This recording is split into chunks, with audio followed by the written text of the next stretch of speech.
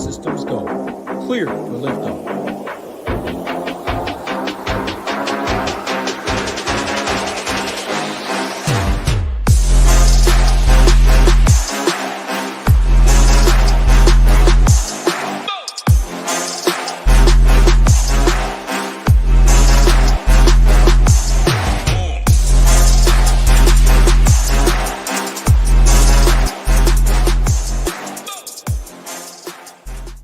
What's up, everyone? Rio here. Oh, let me bring my microphone closer. Going to be breaking down this injury-riddled 7-game Saturday slate. Have a lot of fun stuff going on this weekend in the sports world. Got NFL playoff football today. MMA is back for the first card of the year. Got NHL going on every night. Obviously, NBA going on every night. We got you covered here over at SHIPIT Nation. If you are a subscriber, we'll have all of our content up for every sport. Like to get up nice and early. You got Title and Marley back in the MMA streets. Tambo, who've been Title in the NFL. Nades in NHL. He's been crushing it over here. And then obviously myself for NBA. And if you are not a subscriber, I'll just ask you guys politely to hit the like and subscribe button. Definitely helps us out a ton. Allows us to continue to bring you guys free content on our YouTube channel every day. But without further ado, let's get into it. First game on the slate. Got Houston and Boston going up against each other. 227 over under. Boston favored by 15.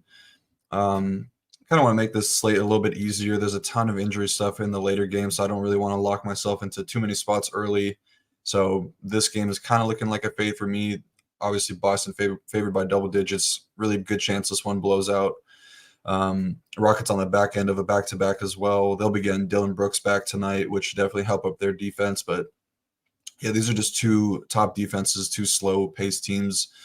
I guess if you're looking at anybody on the Rockets side, the Celtics are a bit of a three-point funnel. So, guys like Fred VanVleet, Jabari Smith, Jalen Green make a little bit of sense, but I'm really just kind of looking to fade this game and starting my slate at 4:30.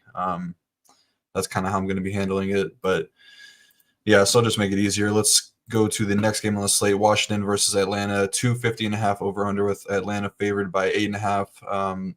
When I initially started right up this game, we didn't have any sort of injury news, but obviously DeJounte Murray, I should say, has been in the involvement with, the trade talks for the last couple weeks or so. He got downgraded to questionable with a hamstring injury. Never really been a guy that has a history of hamstring injuries, so this is obviously trade related. I would not be surprised to see him moved in the next couple days. But so yeah, we'll just have to wait and see if he plays. If he plays, I would expect him to be a full go. He's played pretty heavy minutes. Last couple of games been playing really well as well lately. But yeah, this game should be a lot of fun. Should be some fantasy fireworks in this one. These are two of the worst defenses in the league facing off. Hawks are bottom 4 in overall defensive rating, bottom 3 rim defense, bottom 8 three-point defense, bottom 3 transition defense. Wizards are dead last in defensive rating, dead last in rim defense, bottom 9 transition. They're allowing the most points off of offensive rebounds as well. And they're really just getting killed in every defensive category that you can name. Start with the Wizards. Kuzma's in a pretty good spot here. Definitely have interest in him in a game stack. He's going to see a lot of Sadiq Bey and Jalen Johnson on defense, and those guys just have not shown any interest in playing defense at all this season. Hawks are second worst DVP to power forwards, so definitely have a lot of interest in Kyle Kuzma. He has a ton of upside at 8K. Denny Avia, a little bit less interest in him when he's 6.5K. The minutes are a little shaky with him. They have a pretty deep bench. Haven't really been looking to get him huge minutes, but he could definitely crush if he gets like 30 to 32 minutes. So I have a lot of interest in him. I like some of these other guys priced beneath him a little bit more, though. One of those guys is definitely not Jordan Poole. I mean, he's been playing a lot better lately. Got up to 50 DK points last time out in 34 minutes, put up 28, 4, and 7. He scored 24 plus points in back-to-back games. Maybe he's turned a corner, but he's just shot so inefficiently this year, or inefficiently, I should say. Yeah, he just looks terrible. I would be looking to get away from him, and I think he would come in with a good amount of ownership. I actually only seen around 5% on him, so maybe a little bit of interest in him, a little bit more than I initially thought. I do like Tyus Jones, 6.1K. The issue is, I mean, he's been one of the better players for this terrible Wizards team all season long. Good matchup, too, versus Trae Young and this Hawks defense that is bottom 6 in DVP to point guards. There's just so many strong point guard spots tonight that I just don't really want to lock in 6.1K. Tyce Jones with really not that big of upside. He did have a 60-pointer a few games ago with a triple-double, but I think that his median outcome is not going to be that high. It might even be below his current projection of 32 points. So I'd probably look to go elsewhere. I do love this spot for Daniel Gafford, though. He shouldn't have to worry about losing minutes at all. This Hawks team doesn't really run out too many small ball lineups, and it's just a great matchup for him. Bottom 3 rim defense, bottom 5 DVP to the center position. So I have a ton of interest in him. That's mainly it, though, on the Washington side. On the Atlanta side, Trae Young, he's been really bad lately. Just shooting it really poorly. He had a stretch where he was playing really well. Had the big stretch of 30 points and 10 plus assists in like 6 or 7 games, whatever it was. But he hasn't topped 52 DraftKings points in 5 straight games and has less than 52 in 7 of his last 8 games. He does have the 70-point upside, and this is obviously a really great matchup versus the worst defense in the league. Wizards are dead last DVP to point guards on the season as well, so it's a great spot for him. Would love it if DeJounte Murray were to be out because he would just see a ton of usage, and in a great matchup, he would have probably one of the higher upsides on the slate. If DeJounte's in, though, I would kind of be okay getting away from him. Let me get the dogs. Hopefully they can keep quiet, but yeah, I would be looking to get away from him if DeJounte Murray is in. And if DeJounte is in, he'd be my preferred option on the Hawks side, especially we're getting a huge discount off of Trae Young, and he's got somewhat of a safer floor in terms of his price tag and the fantasy floor. So I love the spot for him.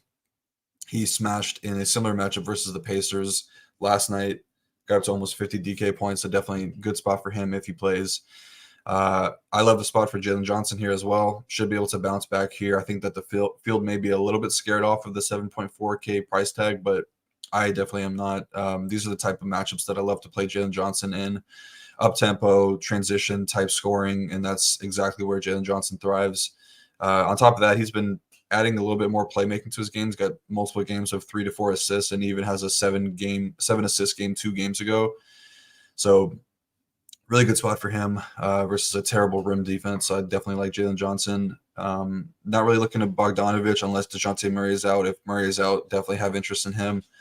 Clint Capella should be in a really good spot here. He should definitely smash going against Daniel Gafford, which is a spot that we love to fire up centers against. Wizards dead last in DVP to the center position as well. He should be rested. He only played 22 minutes last night. So good spot for him.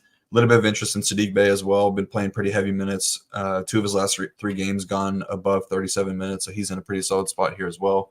Really good game to attack, though. A lot of interest up and down the board on both sides.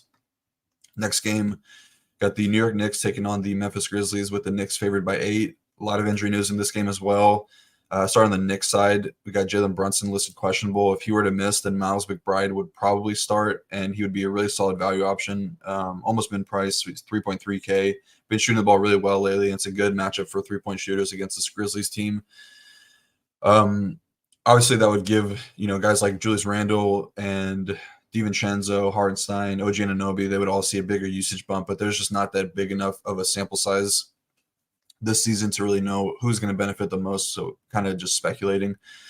And then on the Memphis side, Desmond Bane, John Morant, Marcus Smart are all out. Jaren Jackson Jr., I believe, was listed doubtful. I think he got ruled out. So we're going to see a starting lineup of Jacob Gilyard, Luke Kennard, Vince Williams, David Roddy, and Xavier Tillman is what I'm seeing projected. I'll start with the Knicks side.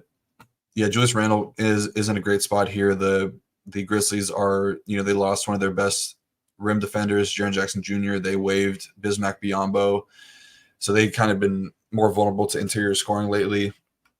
If Brunson is out, Randall's going to have a huge offensive workload. So he would be a really good spend-up option, almost 9K. I think that's a pretty fair price tag for him. And I think that if Brunson is in, I'd kind of just look elsewhere. Especially the secondary guys. I don't think that they would be very much in play. I'd be okay getting a Randall, maybe to Hartenstein a little bit if Brunson was in. But if he's out, then yeah, I would like definitely like Miles McBride. I don't think we really need to get there on DiVincenzo. He'd probably project really well, but there's a lot of other value spots later in the slate that I don't really want to lock up a spot this early. So I would probably take an underweight stance on him. And then on the Grizzlies side, I mean, you can kind of pick and choose whoever you want to play. You can really, I think you could probably fit in 5 to 6 of these guys pretty easily. I think the way that I would approach it, though, I just want to attack this side of the Grizzlies side of the game at the spots where they're the most thin, which would be the center position and the point guard position. So give me guys like Xavier Tillman, Jacob Gilyard, even David Roddy. I think he's going to play a lot of minutes tonight. Could play a lot of backup center minutes as well. Those would be the 3 main guys I would look to. I think Luke Kennard at chalk, 5K, just really shooting dependent, is a pretty easy fade for me as well. Kind of the same with Zaire. He's going to have to play really heavy minutes, but he's almost 5K. I'd much rather just get down to David Roddy, 4.2K, Jacob Gilyard, 4.1K. And then Tillman's only 5.4K. He's a little bit safer because he's got the rebounding floor. So I like those 3 guys the most. Moving over to the Orlando versus Oklahoma City game. Got 231 over-under, OKC favored by 11. Yeah, OKC is just rolling right now. They're the league's 4th best offense, 5th best defense. They have the 2nd highest net rating in the league as well. Magic have been one of the better defenses in the league, ranking 3rd overall. But, yeah, big injury spot here as well for the Magic. This has kind of been the theme for them for the last week or so. They've been without, a mixture of Franz Wagner, Wendell Carter, Markelle Fultz, Gary Harris, Joe Ingles, even Jonathan Isaac has missed a few amount of games, but he'll be back tonight. But those other five guys will be out tonight. Yeah, so we'll see Paulo going to be point Paulo again. He's going to get all the usage that he can handle as long as the Magic team are able to keep this game close, and them being as thin as they are. His role has just been elite from a ball handling perspective. He's kind of reached the Luka Doncic, Nikola Jokic level of in terms of usage and touch time, things like that. Tough matchup versus OKC. Going to see a lot of Jalen Williams, and he's a really solid defender. OKC does a really good job protecting the paint as well, but Paulo has that triple-double upside. He's done it once against Denver, which is, that's a pretty tough matchup, got up to 70. So I don't think that he's the craziest spend-up option. Going to see very little ownership, I would imagine, tonight as well. Outside of him, I don't really like anything else on this Magic side. I think Mo Wagner is in play, the brother of Franz. He's seen his minutes consistently reach 30 in the past 4 games, and should see that again with Wendell Carter ruled out here. Scored DK points of 38, 26.3, and 43.8 over the last 4 games. So I think that he's a pretty fine option with a good amount of upside. Outside that, though, not really much else stands out on this Magic side. On OKC, yeah, it's pretty much just going to be SJ or bust here. He's always in play. He's got to score you 40 real points to kind of start to kill you, but 10.2K is a pretty reasonable price tag for him. He's just been on a tear lately scoring, but he's got to compete with guys like Trae Young, with Giannis, with Kyrie for a little bit cheaper. Ownership's going to be really low on him, I would imagine, but I think I prefer all of those other guys a little bit more.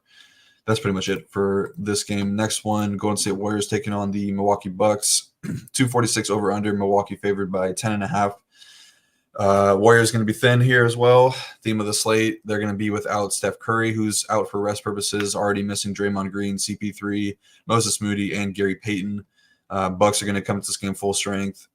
And this one is a little bit easier to break down. I think we'll see a heavy amount of ownership on guys like Klay Thompson, Andrew Wiggins, Dario Saric, even Kevon Looney.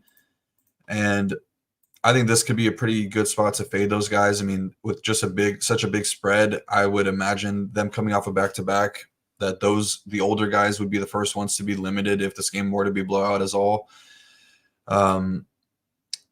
So, yeah, I mean, I would much rather look to Brandon Pajemski, who's 6.4K, going to get no ownership. He should be starting tonight, going to have the chance to run the point guard role. He's shown a pretty solid ceiling, too, with the rebounding numbers, and with him being able to get all the ball handling and, more assist in this game, I think that there's a chance he could flirt with a triple-double. Might be a hot take, but, I mean, the matchup is really good. We always like to attack this Bucks team with guards, with, Malik Beasley and Damian Lillard out there. They're just awful defenders right now at this point in their career. So Pods is really intriguing to me. And then, I mean, I really just want to look to the younger guys. So Jonathan Kuminga, Trace Jackson Davis, I think those guys could get extended run. I think they should be pretty safe to play in a blowout. We did see this team get blown out by the Pelicans when they were a little bit more healthy. Brandon Podziemski, Jonathan Kuminga, and Trace Jackson Davis were all in that blowout lineup. So I think those would be the guys I'll be looking to. They've all shown pretty good upside to their respective price tags. I think Kuminga probably has the lowest ceiling in terms of his price tag. I think Trace Jackson Davis is pretty solid. He's shown 40+ point upside multiple times this season in worse spots. So I think that he's interesting. But yeah, I'm just gonna be looking to get away from the chalk on the Warriors side. I just think that it could go really badly for guys like Clay, for guys like Looney. I think Sarge is a little bit safer, 4.7K. He's got he started last game. He's gonna see his assist numbers tick up a lot as well. So I think that he's probably okay. But yeah, guys like Clay, Wiggins, Kevon Looney, kind of look to get away from them. Corey Joseph projecting really well right now. Going to see the backup point guard minutes. I think that he's totally fine, 3.2K.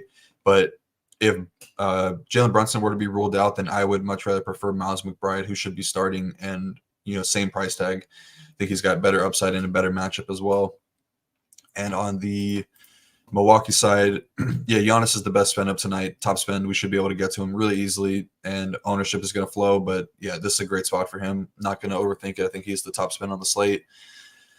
Damian Lillard, I think that he's in play here as well. Showed signs of life last game in the blowout win over the Celtics. Went for 33.5 DK points in 27 minutes. Was on his way to a really big game. Had like 18 DK points in the first quarter. I think that he's a totally fine option. Going to be pretty contrarian with point guard being as strong as it is tonight. But I think that he's a fine option. Outside of that, though, don't really have much interest. I think that Middleton would probably be one of the first guys to have his minutes monitored in an uncompetitive game environment, and he's a little bit too expensive for the potential downside risk. And I guess Brook Lopez could remain your player pool, but I think I like Gafford and Capella in that Washington Atlanta game a little bit more. Next game, Chicago versus San Antonio Spurs. The Spurs will be without Victor Wembanyama tonight, so it's going to open up a ton of usage for guys like Devin Vassell, Keldon Johnson. Would expect Dominic Barlow to probably get the start here. Could be Sandro Mamukelashvili, but either way, those guys are going to split the center minutes. Bulls are pretty much as healthy as they've been all season long, which makes them a little bit tougher to break down. I think all their price tags are pretty fair, though, in the mid 7Ks. Good matchup for all of them as well. So I'll just start with the Bulls side with their, I guess you can consider it a big four now with Levine, Kobe White, Vucevic, and DeRozan. I probably just want to be a max 2 with the situation overall. And I have a slight lean to Levine and Kobe White. This is just a much better matchup for those guys. Levine has returned from his injury 4 games ago and seen 35+ minutes in 3 straight games. Flashed a ceiling of 61.3 DK points against Houston with 13 rebounds and 7 assists. The assist numbers have been really solid for him, back-to-back games of 7 assists. And yeah, great spot for him. I think he's got the highest ceiling on the Bulls. Spurs are bottom 3 in DVP to shooting guards. Give up a ton of 3-pointers as well. So I think this could be a really big game for Levine if he were not to be limited at all. This is a back-to-back situation, so I have to monitor that news, but I would expect him to be a full go. Kobe White has not really been affected by the return of Vooch and Levine. He scored 43+ DK points in every game since they've returned. Spurs are bottom 3 DVP to point guards, as well as being one of the league's worst 3-point defenses. So I like him a lot as well. Vucevic is projecting the best for us right now, but he would probably be my second, or I would say 1A, 1B in terms of least favorite. Yeah, I just think the floor is really good for him, but I just don't think the ceiling is the same as a guy like Kobe White and Levine. Well, more so Levine. I think Kobe White is probably a little bit more of a floor play as well with all these guys healthy. But yeah, I don't really want to pay 7.4K for Levine with the opportunity cost that comes with paying up for a center spot. Same for DeMar. He's kind of just always been like a cash type play to me, but he's the cheapest, 7.3K. So I think that he's a fine play as well. And then on the Spurs side, nothing really stands out. I mean, Keldon and Vassell going to get a ton of usage, but they're 7.5K and 7.3K, and this is not really that great of a matchup for them. The Bulls love to play really slow and paced. They've been a pretty solid defensive team all year long. They do get beat by 3-point shooters, which I guess you can consider both of these guys, but a little bit too expensive for me to pay for these guys. And then Barlow and Sandro are going to split the center minutes. Would have liked it a little bit better if they were close to 4K or sub 4K, but 4.5, 4.3 is kind of tough to pay for these guys. So they're probably going to be both getting around 24 minutes, I would say. So yeah, maybe the Spurs are just a full fade on this slate.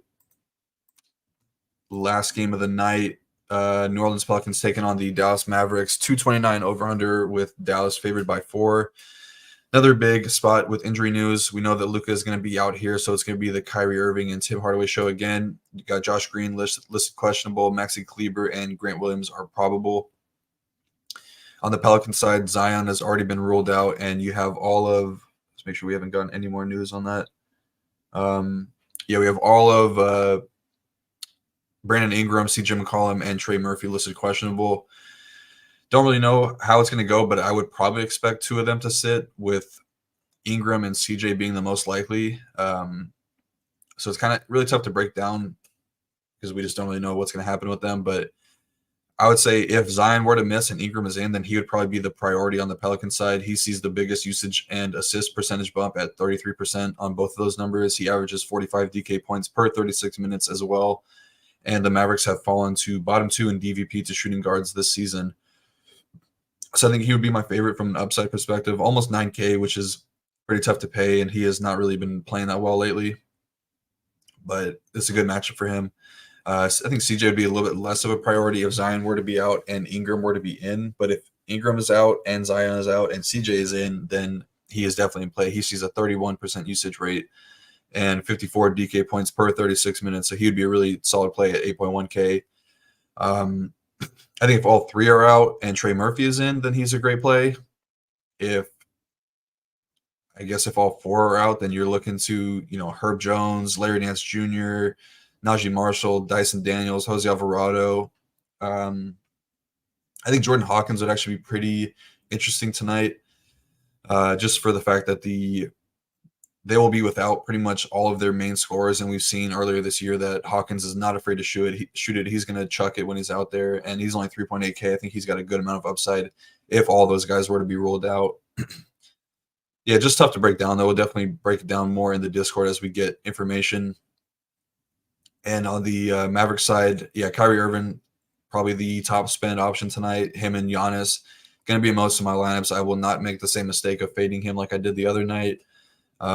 Fade him against the Knicks. Thought that the OG and Anunoby matchup would be enough and I could gain some leverage that way, but just a dumb mistake on my part. He obviously went off for 70 DK points or whatever it was. He's going to just shoot it a ton when he's out there. The assist numbers are good without Luka as well. 30% usage rate, 35% assist percentage. So he's a great spend up option tonight. Not too worried about the matchup with Herb Jones. Tim Hardaway Jr. just looks way too cheap for life without Luka right now. 5.8K. He smashed last game out, went 10 for 20 from the field, 6 for 13 from deep for 51.5 DK points. Pelicans they've been playing really good defensively lately, but obviously having all these guys out is going to ding them a lot. But they've been much more vulnerable to catch and shoot 3-point shooters this season, and Tim Hardaway Jr. is going to chuck it when he's out there. I don't think we really need to mess with any of these secondary pieces on the Dallas side, though. It's really just Tim Hardaway and Kyrie Irving. Let's make it easier on ourselves and just look for the value elsewhere. But yeah, that's going to do it.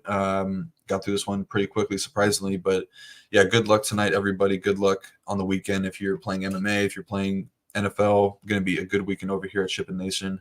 So I will see you guys on Tuesday for my show with Titletown. Later, guys.